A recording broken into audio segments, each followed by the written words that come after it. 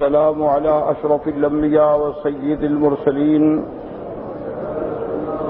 سيدنا محمد وعلى آله وأصحابه أجمعين. اللهم صل على سيدنا محمد وعلى آل سيدنا محمد كما صليت على إبراهيم وعلى آل إبراهيم في العالمين إنك حميد مجيد. أعوذ بالله من الشيطان الرجيم. بسم الله الرحمن الرحيم. وقالوا لولا أنزل عليه آيات من ربه قل إنما الآيات عند الله وإنما أنا نذير مبين. أَوَلَمْ يَكْفِهِمْ أَنَّا أَنزَلْنَا عَلَيْكَ الْكِتَابَ يُتْلَى عَلَيْهِمْ إِنَّ فِي ذَلِكَ لَرَحْمَةً وَذِكْرَى لِقَوْمٍ يُؤْمِنُونَ. قُلْ كَفَى بِاللَّهِ بَيْنِي وَبَيْنَكُمْ شَهِيدًا يعلم ما في السماوات والأرض والذين آمنوا بالباطل وكفروا بالله أولئك هم الخاسرون.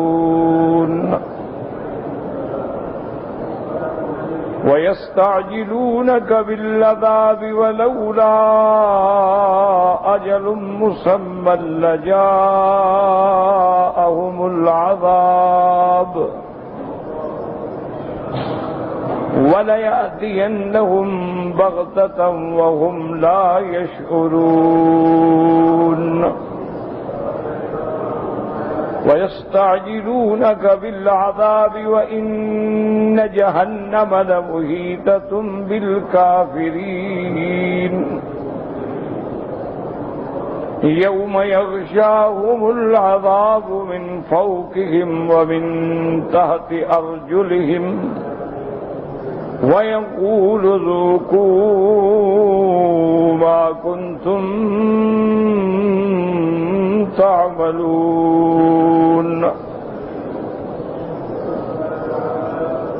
اللہ تبارک و تعالی نے کلام مقدس کی ان آیات مبارکہ میں رحمت دو عالم صلی اللہ علیہ وسلم کی نبوت و رسالت کا ثبات اور منکرین کا رد بیان فرمایا ہے. جیسا آپ نے اس سے پہلے پڑھا ہے کہ اللہ تبارک و تعالی نے تین چیزوں کے بارے میں ارشاد فرمایا تھا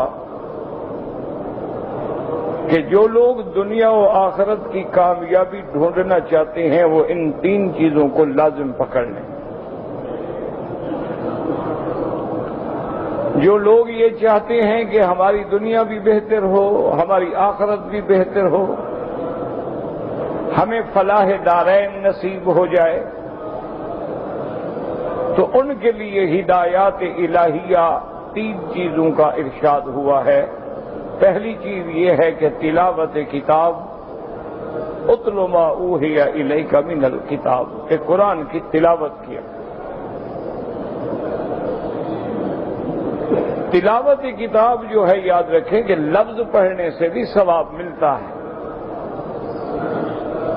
بلکہ ہر حرف پہ 10 نیکیاں ملتی ہیں. لیکن جب تلاوت کتاب اس کے معانی اور مفاہیم کو سمجھ کے کی جائے تو اس کا تو مقام ہی الگ ہے. تو بہرحال جو پڑھے لکھے لوگ ہیں وہ ترجمے کے ساتھ اور جو پڑھے لکھے نہ ہوں محض تلاوت قرآن بھی کریں.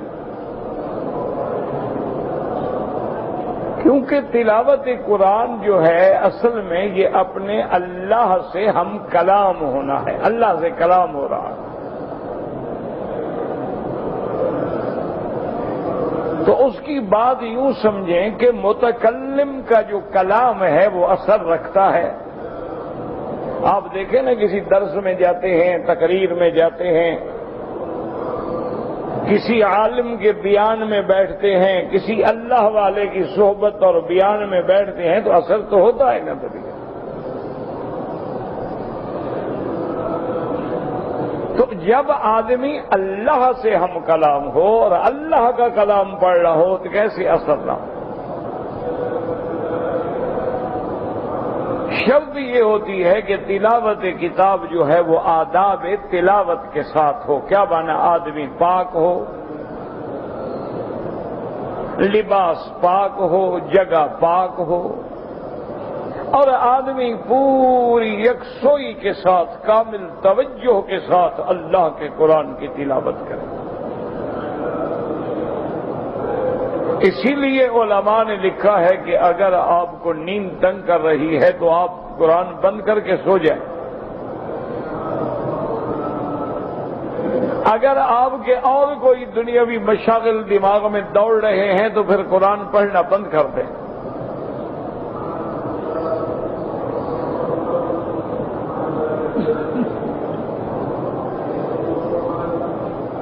تو پہلی چیز جو ہے یاد رکھیں، تلاوت کتاب ہے۔ اگر کوئی آدمی قاری ہے، حافظ ہے، اس کو بھی چاہیے کہ روزانہ کچھ نہ کچھ دیکھ کر بھی تلاوت کرے،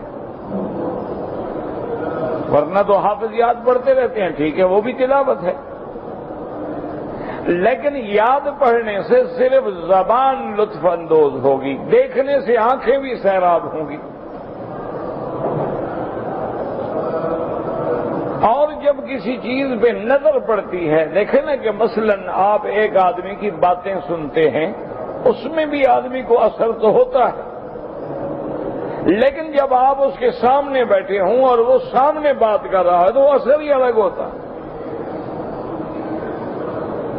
اسی لیے لوگ کیسٹ بھی سنتے ہیں، لوگ ریڈیو پہ بھی تقریریں سنتے ہیں، لیکن وہ بات جو سامنے ہوتی ہے، جو متکلم کے زبان کا، اس کے حرکات و سکنات کا، اس کی صحبت کا اثر ہوتا ہے، وہ سننے سے تو نہیں ہوتا۔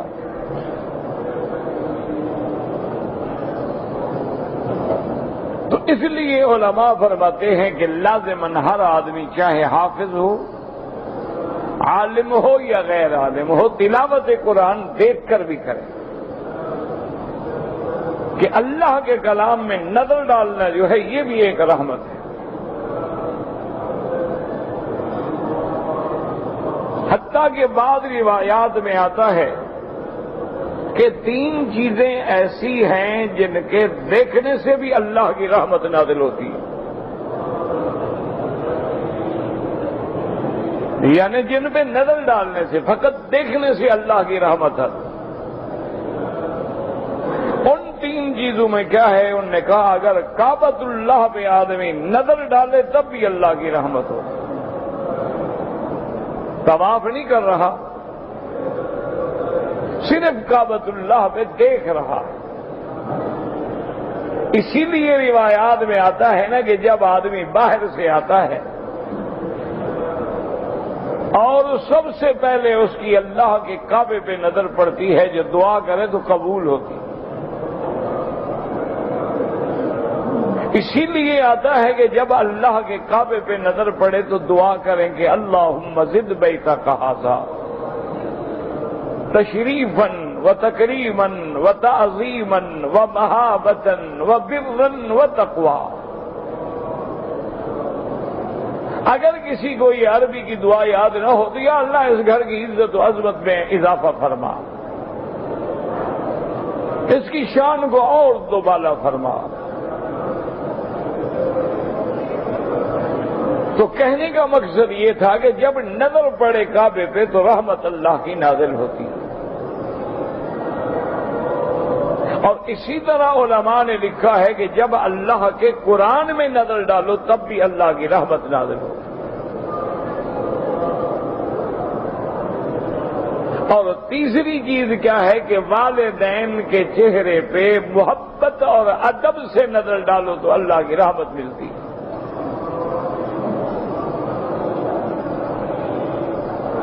تو اس لیے علماء فرماتے ہیں کہ تلاوت کا جو صحیح لطف آتا ہے وہ یہی ہے کہ قرآن کھلا ہو اور آدمی کامل یکسوئی کے ساتھ علیحدہ بیٹھ کے.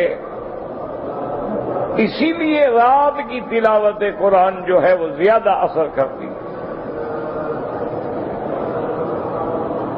اللہ نے اپنے حبیب اپنے محبوب سیدنا محمد مصطفیٰ محبوب دو عالم کو جو حکم دیا تھا یہی تھا نا کہ میرے محبوب اٹھے رات کو جاگیں. اب یا ایھا المزمل قم اللیل الا قلیلا. اسی لیے علماء کا محاورہ ہے کہ من طلب العلا سہر اللیالی. جو آدمی بلندیاں پہنچنا چاہتا ہے وہ راتوں کو پھر جاگتا ہے, سوتا نہیں ہے.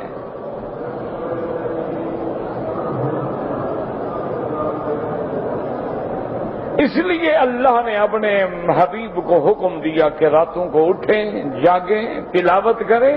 وَرَتِّلِ الْقُرْآنَ تَرْتِيلًا. اور میں قرآن کو بنا بنا کے سنوار کے پڑھیں. ادائیگی حروف کا پورا خیال کریں اور قرآن کو کسی گانے کی طرز پہ نہ پڑھا جائے. قرآن پاک کو کسی راگنی کے انداز میں نہ پڑھا جائے. مانا بنا کے پڑھیں, سنوار کے پڑھیں.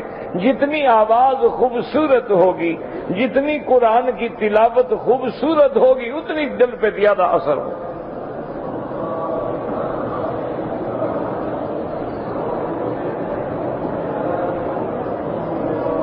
تو سب سے پہلا حکم ہمیں کیا ملا تھا؟ تلاوت کتاب. کہ قرآن کی تلاوت کے لیے آپ ایک مقرر کر لیں کہ ہر حال میں نے اتنا قرآن انشاءاللہ روزانہ پڑھنا ہے. تھوڑا پڑھیں, ایک پارہ نہیں پڑھ سکتے, آدھا پڑھ لیں, چوتھا حصہ پڑھ لیں, ایک رکوع پڑھ لیں. لیکن اپنے آپ کو محروم نہ رکھے قرآن دیکھنے سے. اسی لیے آپ نے دیکھا ہوگا کہ یہاں کے جو عرب حضرات ہیں ان کو اگر 2 رکعت نماز کا بھی موقع مل جائے نہ تو نہیں چھوڑتے, اور پھر ذرا وقت مل جائے قرآن اٹھا کے پڑھیں.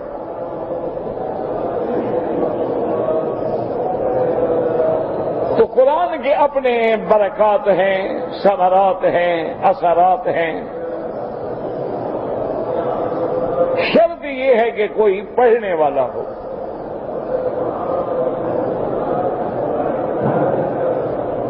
اسی لیے پہلی چیز یاد رکھ لیں کہ ہدایت چاہتے ہو تو کیا کرو؟ تلاوت کتاب.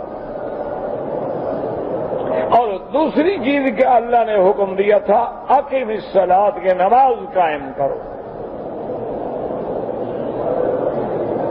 نماز قائم کرنے کا کیا معنی ہے کہ نماز کو اس کے شروط و ارکان کے ساتھ پورے اوقات میں ادا کرو. یہ نماز نہیں ہوتی ہے کہ آدمی بیٹھا رہے اور باتیں کرتا رہے اور دیکھے کہ سورج پیلا ہو گیا, ڈوبنے والا ہے, جلدی کے وجہ سے پڑھ لیں. یہ منافقوں کی نماز ہوتی ہے. صبح کو سویا رہے, اچھا جی اٹھتے ہیں اور اچھا جی اٹھتے ہیں. ذرا غور کریں کہ آپ نے ڈپٹی پہ جانا ہو, آپ کیسے بستر سے اٹھتے ہیں جیسے آپ کو کرنٹ لگ گیا ہو. کتنی تیزی سے آپ جاتے ہیں کہ میں غسل بھی کر لوں, میں کپڑے بھی بدل لوں, میں چائے کی پیالی بھی پی لوں, میں نے ڈپٹی پہ پہنچنا. تو اللہ فرماتے ہیں کہ بندوں کی ڈیوٹی کا اتنا خیال ہے اور خالق کی ڈیوٹی کا کوئی خیال نہیں۔ تو اگر آدمی اٹھتا ہوں اور اٹھتا ہوں اور سورج نکلنے پہ آگے اب کھڑا ہے جی فجر کی نماز پڑھ رہا ہے،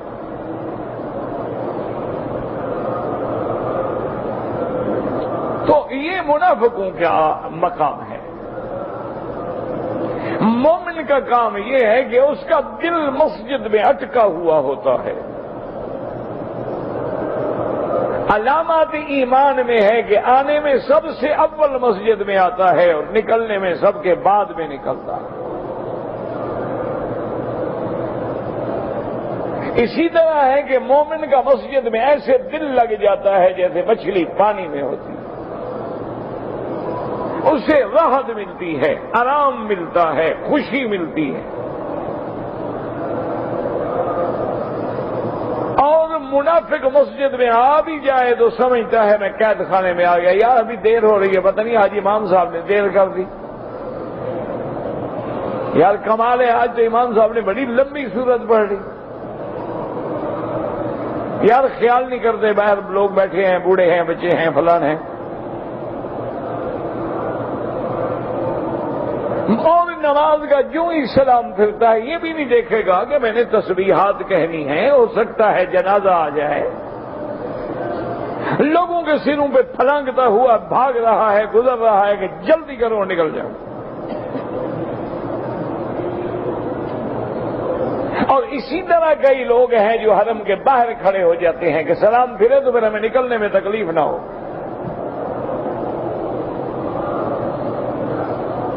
آپ چھوٹی چھوٹی باتوں سے اندازہ لگا لیا کریں۔ آپ کسی کی محفل میں جائیں، اگر صاحب خانہ کی آپ سے محبت ہے، پیار ہے، احترام ہے، آپ کو اپنے قریب بٹھاتا ہے۔ اور اگر آپ کا اس سے تعلق نہیں ہے بلکہ تھوڑی بہت ناراضگی بھی ہے تو آپ بھی کہیں گے یار تھوڑا دور بیٹھ جاؤں، بس آ تو گئے ہیں نا، بس اس کے بعد نکلیں۔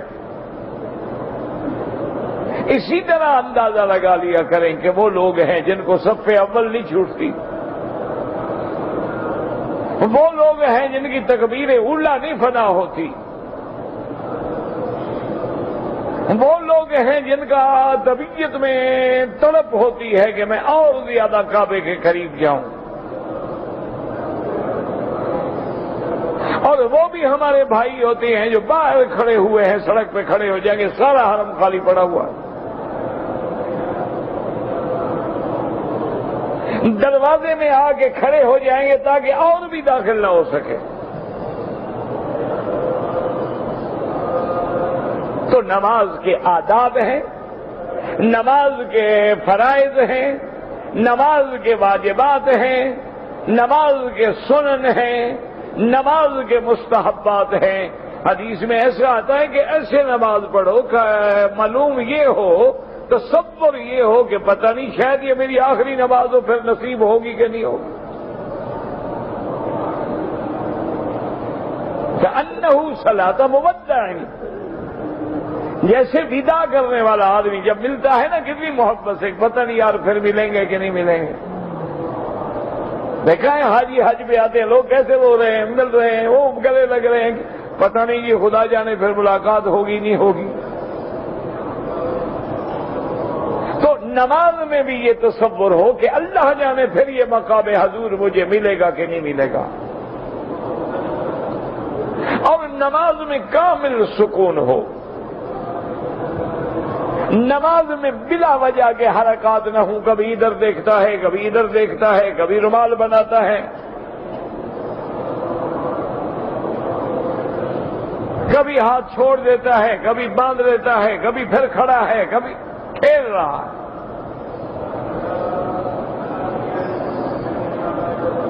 اس لیے جب صحابہ نماز پڑھتے تھے، جب اولیاء اللہ نماز پڑھتے تھے، ان کی نمازوں میں ایسی اللہ کی طرف توجہ ہوتی تھی کہ دنیا میں کچھ گزر جائے ان کو پتہ ہی نہیں کہ کیا ہوا ہے۔ اور جو میرے بھائی جن کا نماز میں دل نہیں لگتا ہے وہ نماز کے ہر ہر حرف پہ غور کریں،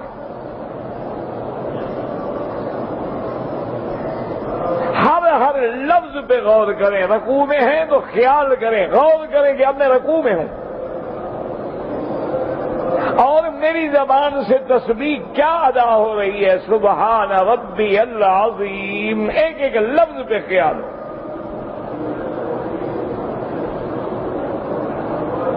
جب اس انداز میں آپ چند دن محنت کریں گے انشاءاللہ تو نماز پڑھنے میں حلاوت ہوگی، نماز میں ایک عجیب راحت ہوگی، ایک لذت ہوگی، نماز میں ایک ایسا سکون نصیب ہوگا جو آپ کو ویسے حاصل نہیں ہو سکتا۔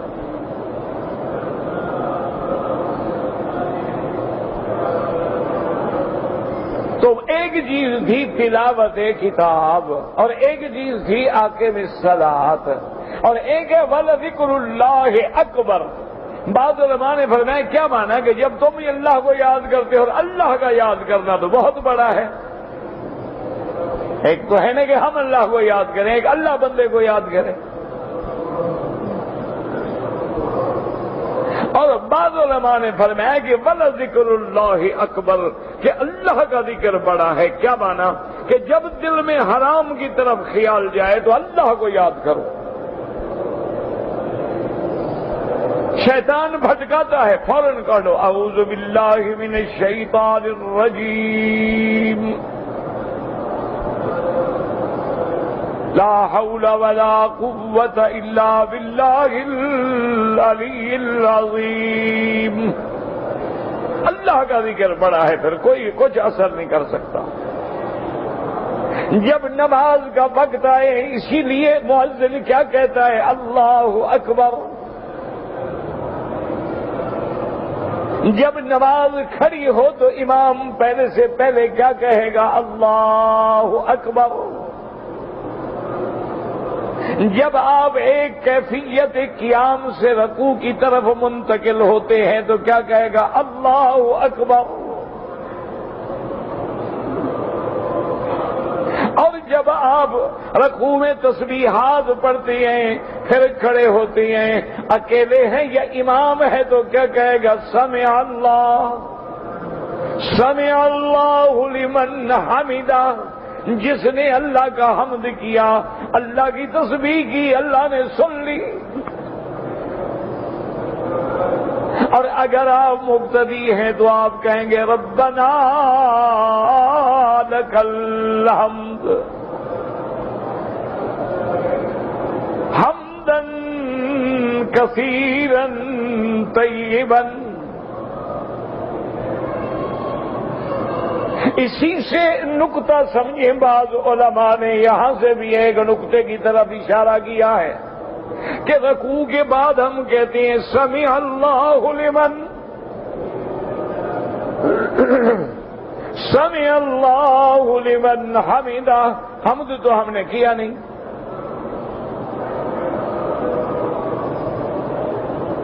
رکوع میں پہلے ہم نے کیا کہا تھا، اللہ اکبر۔ رکوع میں ہم نے کیا پڑھا، سبحان ربی العظیم۔ تسبیح تو ہم نے کہی ہے، اس لیے حکم ہے کہ امام کیا کہے گا، سمع اللہ۔ امام کیا کہے گا، سمع اللہ لمن حمدہ۔ مقتدی کیا کہے، کیوں امام نے فاتحہ پڑھی ہے، الحمدللہ رب العالمین۔ اب اس کا وظیفہ ہے کہ وہ کہے سمع اللہ لمن حمدہ۔ ہم نے چونکہ نہیں پڑھا تو ہم کہیں گے ربنا لک الحمد، ربنا لک الحمد حمدا کثیرا طیبا مبارکا کما یحب ربنا ویرضی۔ اگر بندہ اکیلا ہے تو پھر کہے گا الحمدللہ ملء السماوات وملء الارض وملء ما بینہما وملء ما فیہ وملء ما شئت من بعد اللہم باعد بینی وبین خطایایا کما بات بین المشرق والمغرب. نفل ہے تو جتنی بڑھاتے جاؤ، کیونکہ مقصد جو ہے وہ نماز میں اللہ کے ساتھ تعلق ہے اور صلہ عبد اور خدا کے درمیان نماز ہے. تو اس صلے کو جتنی بڑھائیں گے، جتنی زیادہ تسبیح کہیں گے، جتنی زیادہ تقدیس بیان کریں گے، جتنی زیادہ تحمید بیان کریں گے، اتنی زیادہ صلہ مضبوط ہوگا.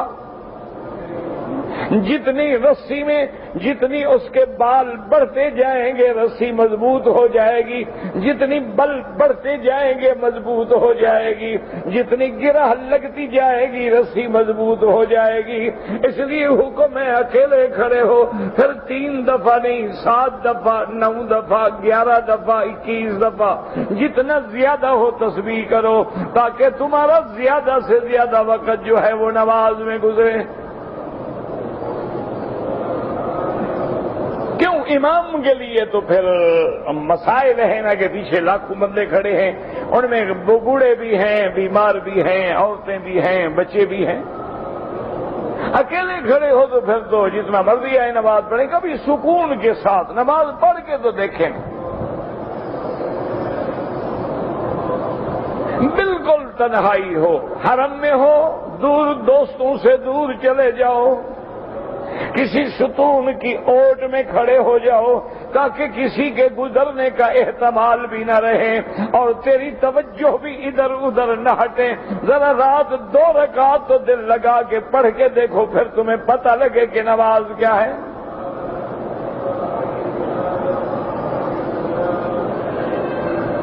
اس لیے میرے محبوب رحمت دو عالم صلی اللہ علیہ وسلم فرماتی ہیں قرۃ عینی فی الصلاۃ، میری آنکھوں کی ٹھنڈک نماز میں ہے. آنکھوں کی ٹھنڈک کا کیا معنی؟ کیوں؟ وہ مقام ہے کہ ان تعبد اللہ کأنک تراہ. اللہ حضور فرماتے بلال ارحنا یا بلال، بلال ہمیں آرام پہنچاؤ، اذان کا وقت نہیں ہوا، اذان کا ہو، نماز پڑھیں. اور ہم نماز کو بوجھ سمجھتے ہیں تو سمجھ لو پھر ایمان میں گڑبڑ ہے. ہم نماز کو ایک ثقل سمجھتے ہیں، جیسے منافقوں کے لیے نماز بڑی بھاری ہوتی ہے. وَإِنَّهَا لَكَبِيرَةٌ وَإِنَّهَا لَكَبِيرَةٌ إِلَّا عَلَى الْخَاشِعِينَ. اللہ نے فرمایا نماز بڑی بھاری ہے مگر ان لوگوں پہ جن کے دل میں ڈر ہے. الَّذِينَ يَظُنُّونَ أَنَّهُمْ مُلَاقُو رَبِّهِمْ وَأَنَّهُمْ إِلَيْهِ رَاجِعُونَ، جن کو یقین ہے کہ ہم نے خدا سے ملنا ہے، خدا کے پیش ہونا ہے، اسی کی طرف لوٹ کے جانا ہے، ان کے لیے تو نماز راحت ہی راحت ہے، سکون ہی سکون ہے.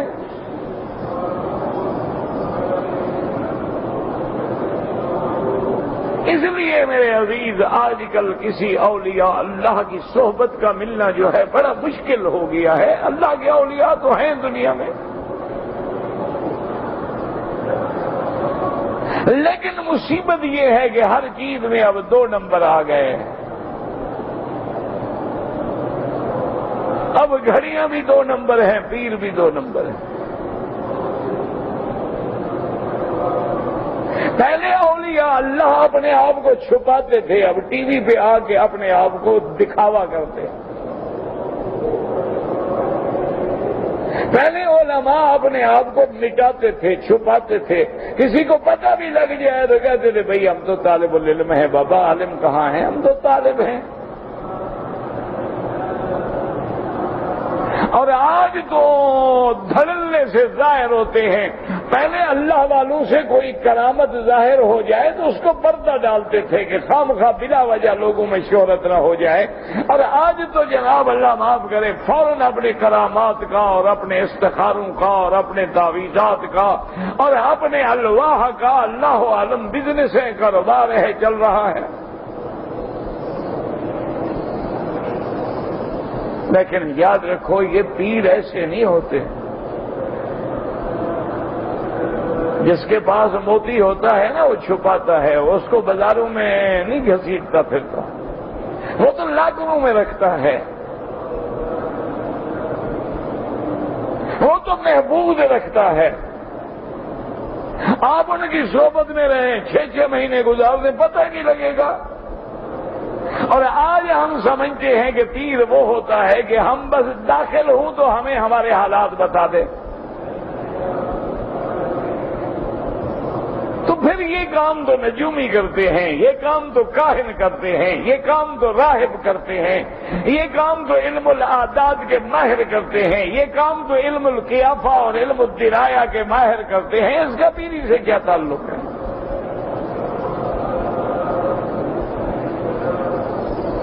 یہ ولی کی شان ہوتی ہے کہ اللہ کا بندہ کھڑا ہے اور کہتا ہے مہربانی کریں میں آپ کے پاس آیا ہوں، کہتا نہیں آپ جائیں انک لن تستطیع معی صبرا، تمہارا میرا گزارا ہی نہیں ہو سکتا۔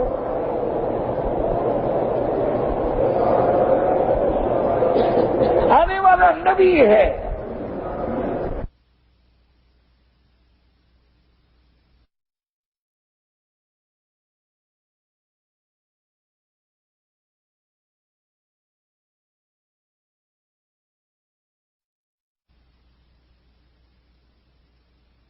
ہم کریں، آپ کا اپنا علم ہے، میرا اپنا علم ہے، جوڑ ہی نہیں ہے، گزارا کیسے ہوگا؟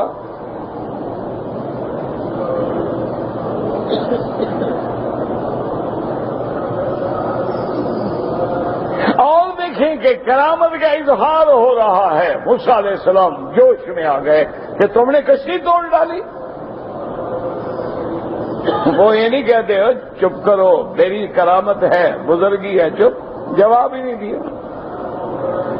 کہا بتایا نہیں تھا کہ تم گزارا نہیں کر سکو گے؟ بول پڑے ہو نا آخر۔ تو میرا بھائی یاد رکھیں گے پہلی چیز کیا ہے؟ تلاوت کتاب، دوسری چیز کیا ہے؟ اقامت صلاۃ، اور تیسری چیز کیا ہے؟ اللہ کا ذکر۔ اب اللہ کے ذکر میں نماز بھی شامل، وہ بھی اللہ کا ذکر، تلاوت قرآن بھی شامل، وہ بھی اللہ کا ذکر، حرام سے بچنا بھی شامل، وہ بھی اللہ کا ذکر، نیکی پہ جمنا بھی شامل، وہ بھی اللہ کا ذکر۔ اور آگے فرمایا واللہ یعلم ما تصنعون، اور جو کچھ تم کر رہے ہو وہ جانتے ہیں، کیسی نمازیں پڑھ رہے ہو جانتے ہیں، اللہ کا ذکر کیسے کر رہے ہو وہ بھی جانتے ہیں کہ سگریٹ ہاتھ میں ہے اور ذکر بھی ہے، ٹی وی بھی دیکھ رہے ہیں اور اللہ کا ذکر بھی ہو رہا ہے، فحاشیوں میں بھی ڈوبے ہوئے ہیں، لیکن دعویٰ بھی ہے کہ جناب ہم تو بڑے سچے پکے مسلمان ہیں، منکرات کا فروغ بھی ہو رہا ہے اور ہم مسلمان ہیں، نماز کا تارک ہے لیکن ہم مسلمان ہیں، حلال و حرام کی کوئی تمیز نہیں لیکن کہتے جی نہیں ہم مسلمان ہیں، چھوڑیں یہ کو مولوی ٹھیکیدار ہے دین کا۔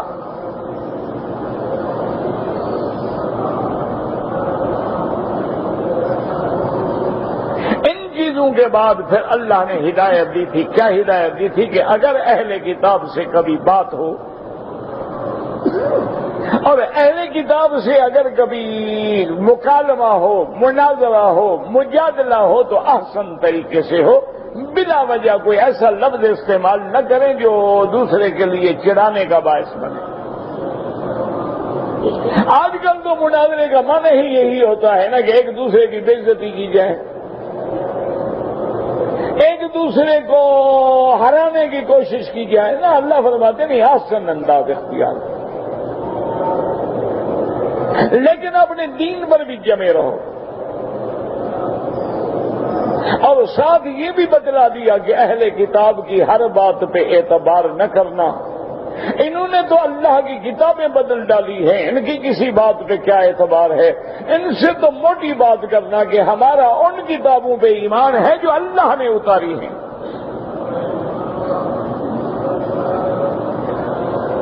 ہاں تمہارا ہماری بات ہو سکتی ہے، خدا ایک ہے، تم بھی ایک نبی کے ماننے والے ہو، تم بھی اللہ کی کتابوں کو پڑھتے ہو، تو آؤ ہم سے بات کرو۔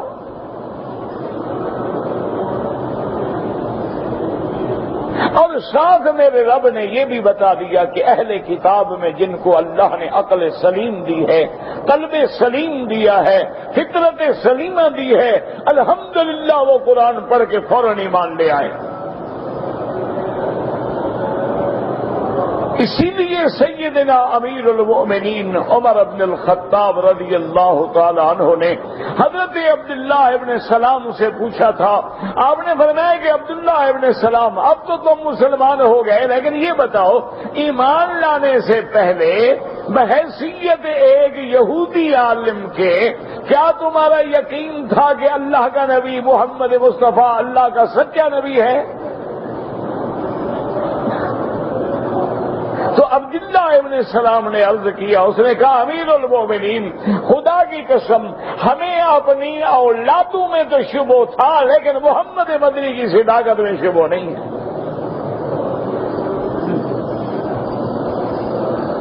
ہم نے تورات پڑھی ہے، تورات چیخ چیخ کے بتا رہی ہے کہ یہی وہ نبی خاتم ہے۔ تورات صفتیں بیان کر رہی ہے، تورات مولد بیان کر رہی ہے، تورات مقام ہجرت بتلا رہی ہے، تورات صفات جسد بتلا رہی ہے، تورات آپ کی ختم نبوت کی گواہی دے رہی ہے، تورات آپ کے چلنے کا انداز بتلا رہی ہے، تورات آپ کی سیرت و صورت پہ نظر پوری طرح ڈال رہی ہے۔ اللہ کے نبی میں تو کوئی شبہ نہیں، اولاد میں تو شبہ ہو سکتا۔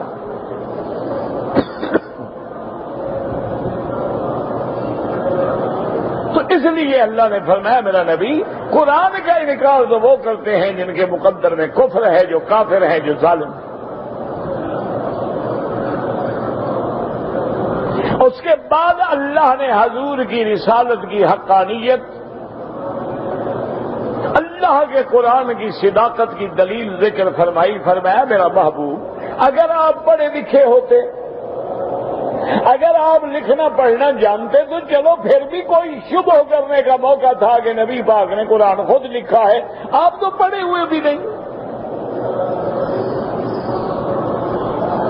یعنی اگر آپ قرآن کے نازل ہونے سے پہلے اگر آپ نے تعلیم حاصل کی ہوتی، آپ لکھنا پڑھنا جانتے تو چلو دشمن کہہ سکتا تھا کہ حضور نے خود لکھا ہے۔ آپ تو نہ پڑھنا جانتے ہیں نہ لکھنا جانتے ہیں، اور 40 سال آپ کے مکے میں گزرے ہیں، 40 سال کے بعد آپ ایسا کلام لے کے آئے ہیں، اب کیا شبہ ہے کہ یہ اللہ کا قرآن نہیں ہے؟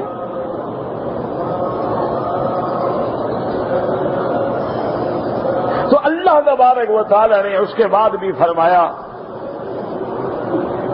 کہ وما یجحد بآیاتنا الا الظالمون، ہمارے آیات کی، ہمارے قرآن پاک کے صداقت کا وہی لوگ انکار کرتے ہیں جو اپنے جانوں پہ خود ظلم کرنے والے ہیں۔ اب آج کے سبق میں جو ہم نے آیات تلاوت کی ہیں اس میں اللہ ارشاد فرماتے ہیں، فرمایا وقالوا لولا انزل علیہ آیات من ربہ،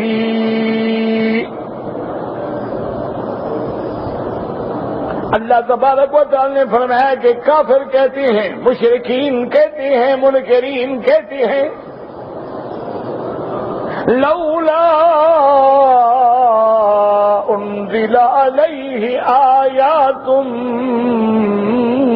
من ربہ، اگر محمد مصطفیٰ اللہ کے سچے نبی ہیں تو آپ کو وہ معجزات کیوں نہیں ملے جو پہلے انبیاء کو ملے ہیں؟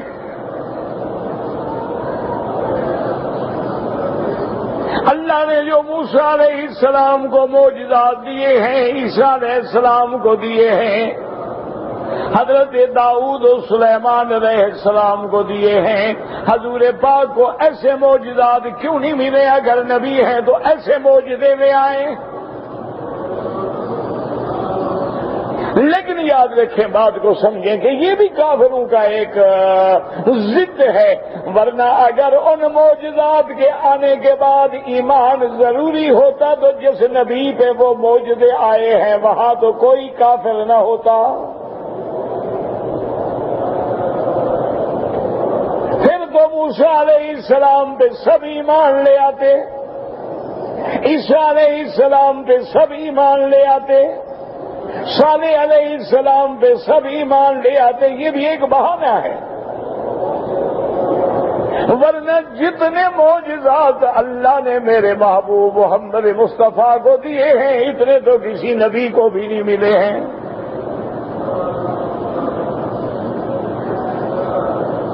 اس لیے اللہ تبارک و تعالی نے فرمایا کہ میرے محبوب ان کو بس قانونی جواب دیں، اجمالی جواب دیں۔ قل انما الآیات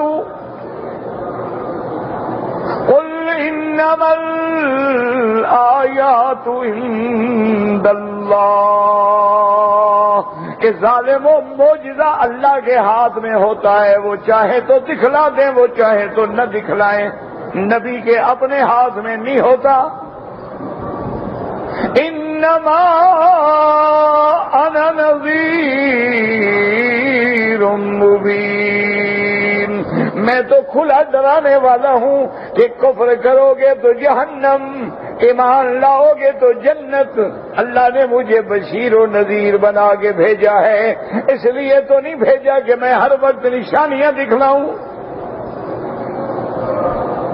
اللہ نے فرمایا میرا محبوب آپ ان کو چیلنج کریں۔ اولم یکفہم انا انزلنا علیک الکتاب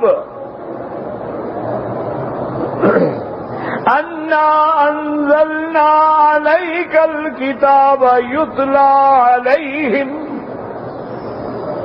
اللہ نے فرمایا میرے محبوب آپ ان کو بتلائیں کہ تمہارے اور میرے درمیان کیا یہ بات کافی نہیں ہے، یہ معجزہ کافی نہیں کہ اللہ نے ہم پہ قرآن اتارا ہے؟ قرآن سے بڑا معجزہ کون سا ہے؟ گزر گیا حضرت موسیٰ علیہ السلام کے عصا کا معجزہ آیا، گزر گیا۔ عیسیٰ علیہ السلام کے معجزے آئے، گزر گئے، لیکن قرآن کا معجزہ تو قیامت تک ہر وقت موجود ہے۔ اتنے بڑے معجزے کے بعد اور کیا مانگتے ہو؟ کہ جب قرآن موجود ہے اور اب قرآن ہر وقت تم پہ پڑھا جاتا ہے کہ اگر ایک دفعہ سمجھ نہ آئے پھر آ جائے، پھر آ جائے، پھر آ جائے۔ اور پھر قرآن میں کیا ہے؟ ان فی ذالک لرحمۃ وذکری، ان فی ذالک لرحمۃ وذکری لقوم یؤمنون، کہ اس قرآن جو سراپا رحمت ہے، جو حق کو کھول کے بیان کرنے والا ہے، باطل کو مٹانے والا ہے، اور اللہ کے عذاب سے ڈرانے والا ہے، اور تمہیں بھولے ہوئے کی سے یاد دلانے والا ہے کہ ڈرو کیسے قوموں پہ عذاب آئے۔ لیکن یہ رحمت اور ذکر کن کے لیے ہے؟ جو قومیں ایمان لاتی ہیں۔ اور اس کے بعد اللہ نے فرمایا میرے محبوب آپ کہہ دیں، فرما دیں، قل کفی باللہ بینی وبینکم شہیدا، آپ کہہ دیں کہ بس اللہ کافی ہے میری رسالت کا گواہ، مجھے اور کوئی نہیں چاہیے۔ میرے اللہ نے جب میری رسالت کا فرما دیا ہے، قرآن اتار دیا ہے، قرآن نازل کر دیا ہے، اللہ نے میری گواہی دے دی ہے، تو مجھے اور پھر کسی چیز کی ضرورت نہیں۔ اور میرا رب تو وہ ہے یعلم ما فی السماوات والارض، جو آسمانوں اور زمینوں کے سارے بھید جاننے والا ہے۔ والذین آمنوا بالباطل وکفروا باللہ، ہاں جن لوگوں نے اللہ کے دین کو چھوڑ دیا، اللہ کے قرآن کو چھوڑ دیا اور جھوٹ کو ایمان لے آئے، جھوٹ پہ ایمان لے آئے، اللہ سے کفر کیا، اللہ نے فرمایا میرا محبوب آپ ان کو بتلا دیں، اولئک هم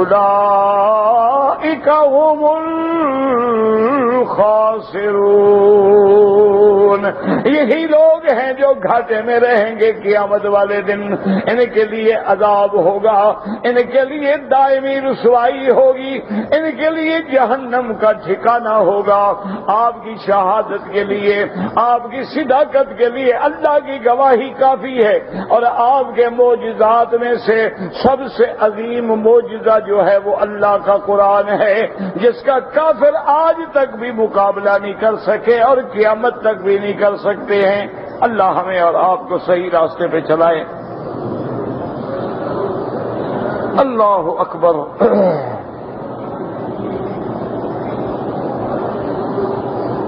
اگر کوئی آدمی فوت ہو گیا ہے اور آپ اس کے لیے حج بدل کرنا چاہتے ہیں، حج بدل جائز ہے، لیکن افضل یہ ہے کہ پہلے اپنا حج کریں۔ آپ اگر اپنا حج کر چکے ہیں تو پھر حج بدل کر سکتے ہیں، لیکن ایک بات یاد رکھنا، حج بدل کرنے سے پہلے یا تو کتابیں لے لیں، اردو کی کتابیں بھی ہیں، عربی میں ہیں، فارسی میں ہیں، حج بدل والا باب کھول کے آرام سے بار بار پڑھیں، اور جہاں بات سمجھ نہ آئے وہاں نشان لگا دیں، کسی عالم سے پوچھ لیں، کیونکہ حج بدل میں کافی احکام ہیں جو سمجھنے ہوتے ہیں۔ اس لیے ضروری ہے کہ آپ حج کرنے سے پہلے کوئی حج کی کتاب لے لیں اور اس میں آرام سے حج بدل والا باب کھولیں اور اس کو بار بار پڑھیں۔ ایک دفعہ پڑھنے سے مسئلہ آپ کو سمجھ نہیں آئے گا، جب آپ بار بار پڑھیں گے تو انشاءاللہ آسان ہو جائے گا۔ پھر بھی کوئی بات سمجھ نہ آئے عالم سے پوچھ لیں تاکہ آپ کا حج صحیح معنی میں ادا ہو۔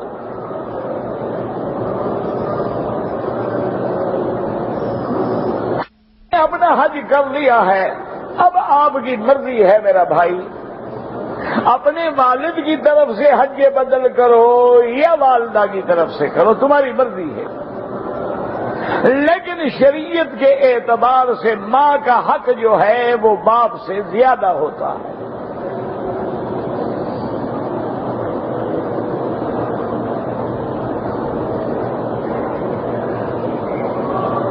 اگر ایک بوڑھی عورت ہے اور وہ حج پہ آنا چاہتی ہے، محرم نہیں ہے، ایک گروپ کے ساتھ جس میں عورتیں بھی ہیں، خواتین بھی ہیں، آنا چاہے، بوڑھی عورت ہے تو آ سکتی ہے انشاءاللہ، کوئی منع نہیں، کیونکہ پابندی اس لیے ہوتی ہے کہ کوئی عورت گناہ میں مبتلا نہ ہو جائے، کسی عورت کی عزت و عصمت پہ خدا نہ خاصا نقصان نہ ہو جائے۔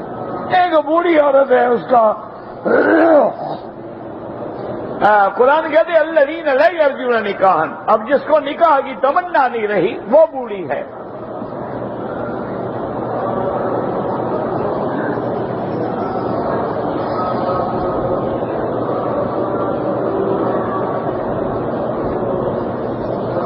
کہتے ہیں جی کہ باپ کے سامنے جوان بیٹا اگر مر جائے تو دادے کی جائیداد میں پوتے کا حق نہیں ہوتا، بالکل نہیں ہوتا۔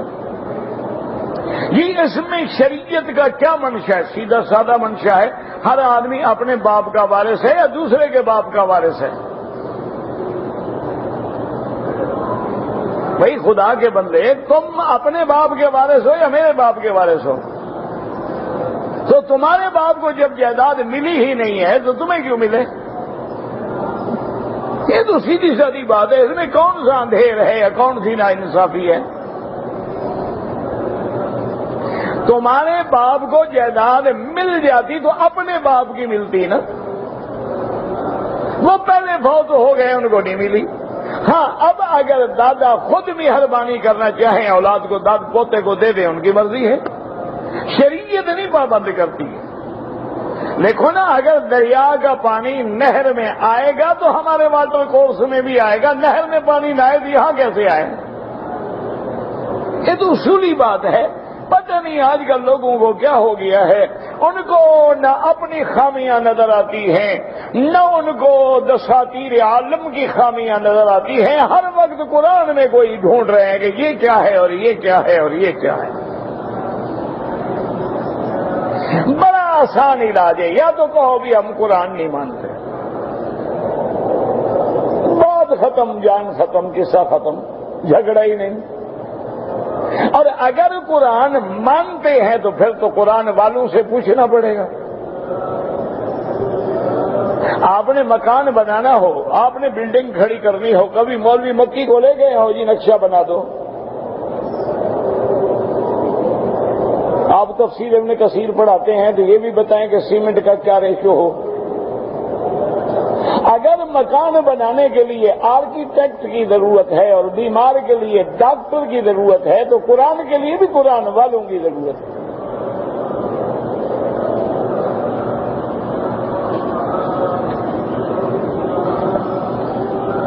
کہ حضرت علی کا مزار جو ہے، حضرت علی کا مزار جو ہے وہ افغانستان میں تو نہیں ہے، البتہ نجف اشرف میں ہے، جہاں اللہ نے کسی کے لیے لکھا ہے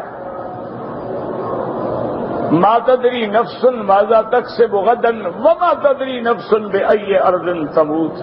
اللہ نے فرمایا کسی کو پتہ نہیں ہے کہ تمہاری موت میں نے کس زمین پہ لکھی۔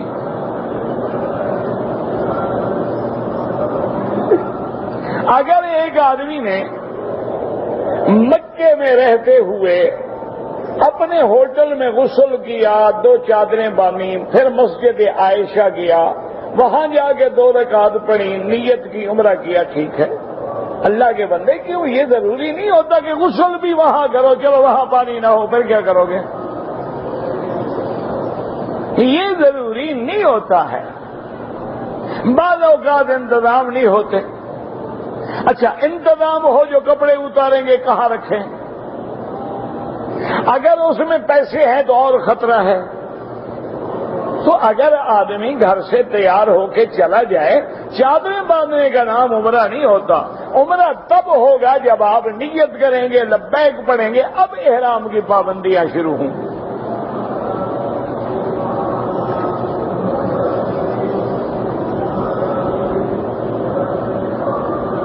اگر آدمی کسی دوسرے آدمی کو پیسے دے کے حج کروائیں بالکل جائز ہے۔ لازمی بات ہے کہ خرچہ تم دو گے، وہ آخر کہاں سے خرچ کرے گا؟ اور آج کل تو بہت مہنگا ہے۔ اگر وہ داخلی حج کے لیے جائے گا، کہیں خیمہ لے گا، کہیں روٹی کھائے گا، گاڑی لے گا، بالکل کرا سکتے ہیں، اس کو پیسے دینا بھی جائز ہے۔ حج بدل جو کرائے خرچہ تو وہی دے گا۔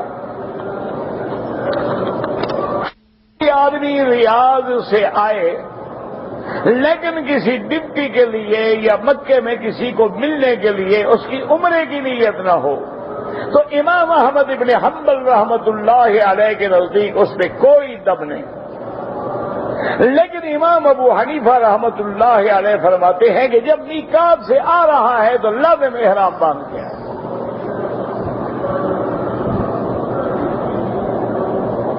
اگر ایک آدمی نے ریاض سے آنے کے بعد شوال کے مہینے میں عمرہ کیا ہے، پھر واپس ریاض چلا گیا ہے، اس کا اس سال حج کرنا ضروری ہے؟ کوئی ضروری نہیں۔ یہ کہاں لکھا ہے کہ جو عمرہ کرے حج ضروری ہو گیا؟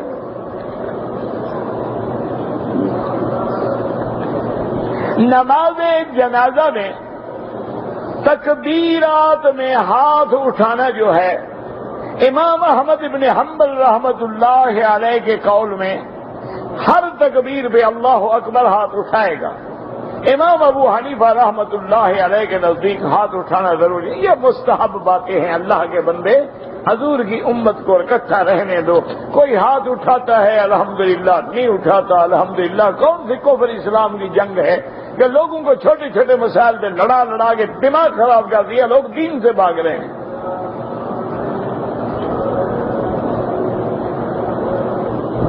سجدہ سہو سے پہلے کیا پڑھیں؟ السلام علیکم سجدہ کریں بس، اور کیا پڑھیں؟ مرحومین کو کس طرح بخشا جائے اللہ سے دعا کریں، یا اللہ اس کا ثواب عطا فرما، بس اللہ نے دینا ہے، ہم نے تھوڑا جا کے پہنچانا ہے۔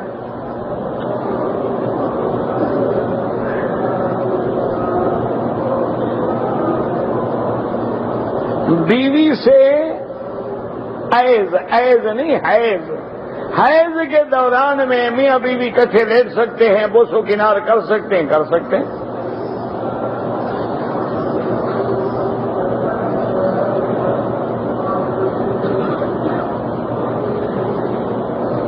ایک آدمی بیچارہ تنگ دستی تھی، بیماری تھی، اس کے منہ سے ایسے الفاظ نکل گئے جو الفاظ کفریہ ہیں، بس توبہ کرے، دوبارہ کلمہ پڑھ لے، بس ختم ہو گئی بات۔ یہ جو اس کو خیال ہے یہی ایمان کی بات ہے نا، کہ اس کو ڈر ہے میرے لفظ غلط نکل گئے، یہی تو ایمان ہے۔ ایمان نہ ہوتا تو فکر کیوں کرتا؟ فوراً بس لا الہ الا اللہ محمد الرسول اللہ، اور اس کے بعد توبہ کرے۔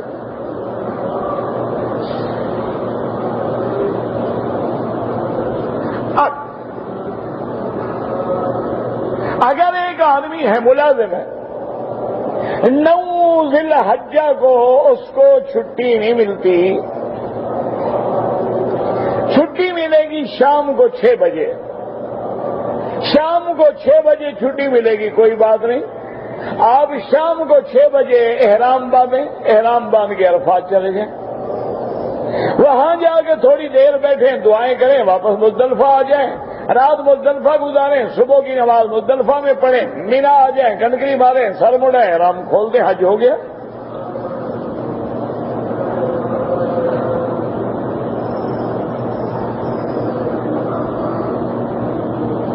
میں نے حج تمتع کرنا ہے اپنے دادا کے لیے، بہرحال آپ عمرہ بھی کریں اور حج بھی کریں، اور نیت یہ ہوگی یہ دادا کے لیے ہے۔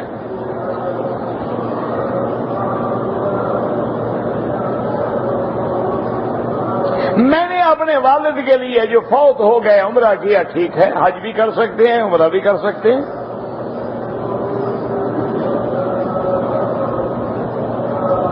کہتے جی کہ حج کے بعد جو طواف زیارت ہے، افضل یہ ہے کہ 10 کو کریں، ورنہ 11، 12۔ امام ابو حنیفہ رحمت اللہ علیہ کے نزدیک 12 کے مغرب ہو جانے کے بعد طواف تو ٹھیک ہے لیکن دم دینی پڑے گی، اور باقی ائمہ کے نزدیک 13 تک بھی آپ کر سکتے ہیں، دم نہیں دینی پڑے گی، لیکن کوشش کریں 3 دن ہیں، 10 ہے، 11 ہے، 12 ہے، آپ کیا کرتے رہیں گے آخر؟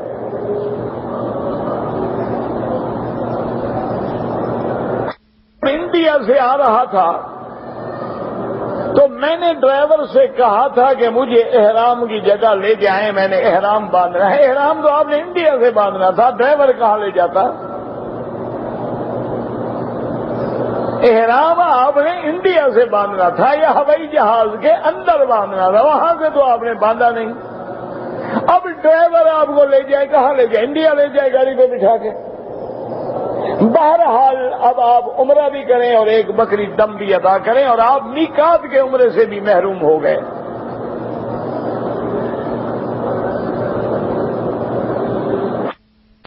مقدس کہاں ہے؟ شام میں۔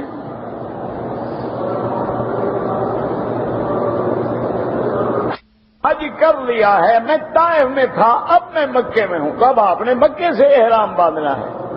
8 تاریخ کو حج کا احرام باندھ کے آپ مینا کے لیے روانہ ہوں گے۔ اب یہ آپ کی مرضی ہے کہ آپ والد کا حج بدل کریں، والدہ کا کریں، اپنا کریں۔ عورت حج کے لیے آئی ہے، مزدلفہ کی رات میں اگر اس کو حیض آ جائے اور اس کی واپسی حج کے فوراً بعد ہے، طواف زیارت ادا کیے بغیر نہ حج ہوگا نہ خاوند بے حلال ہوگی۔ آسان طریقہ یہ ہے کہ حج آنے سے پہلے لیڈی ڈاکٹر سے مشورہ کر کے دوائیں کھانی شروع کر دیں تاکہ ان دنوں میں حیض آئے ہی نہ۔ لیکن اگر کوئی ایسی شکل بن جائے کہ حیض آ گیا تو آپ سیٹ چھوڑ دیں، جماعت چھوڑ دیں، گروپ چھوڑ دیں، جب تک پاک نہ ہوں طواف زیارت نہ کریں نہ جائیں۔